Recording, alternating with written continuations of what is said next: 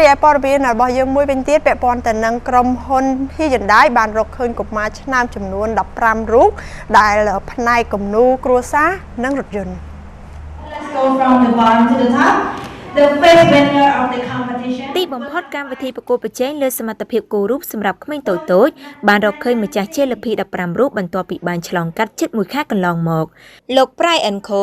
CEO នៃក្រុមហ៊ុន Hyundai បានថ្លែងថាកម្មវិធីនេះរៀបចំឡើងក្នុងគោលបំណងឲ្យបុត្រធីតារបស់អតិថិជនរួមទាំងសិស្សានុសិស្សនៃសាលាបង្រៀនអន្តរជាតិ ACIA ដែលមានវ័យពី 5 ឆ្នាំដល់ 15 ឆ្នាំបានបញ្ចេញទេពកោសល្យសិល្បៈរបស់ខ្លួនការប្រកួតនេះដែរគឺមានប្រធានបទដែលតាក់ទងទៅនឹង Family and Car គ្រួសារនិងរថយន្តឬក៏ Your Dream Car រថយន្តក្នុងក្តីស្រមៃដែលតម្រូវឲ្យបេក្ខជនម្នាក់ៗគូររូបនៅលើกระดาษទំហំ B4 ដែលតម្រូវឲ្យបេក្ខជនម្នាក់ៗគូររូបនៅលើกระดาษទំហំ B4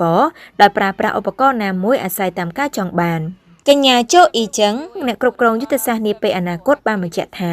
រូបគំនូរដែលបានដាក់ចូលរួមប្រកួតទាំងអស់ត្រូវបានដាក់តាំងបង្ហាញនៅក្នុង City Store Showroom របស់ក្រុមហ៊ុន Hyundai ដើម្បីឲ្យអ្នកគាំទ្រអតិថិជនធ្វើការបោះឆ្នោតជ្រើសរើសរកអ្នកឈ្នះដែលមានការបោះឆ្នោតនេះមានពិន្ទុ 60% នៃពិន្ទុសរុប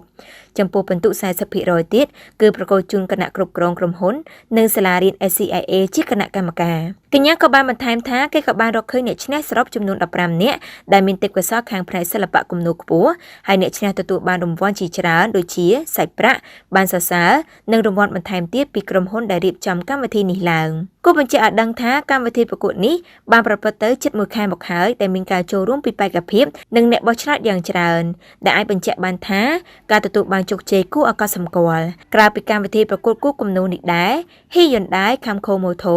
ក៏មានគោលបំណងរៀបចំកម្មវិធីពិសេសៗជាច្រើនទៀតដើម្បីផ្សារភ្ជាប់ទំនាក់ទំនងជាមួយនឹងគ្រួសារកូនៗតូចៗនិងរួមចំណែកជួយទៅដល់សហគមន៍ផងដែរ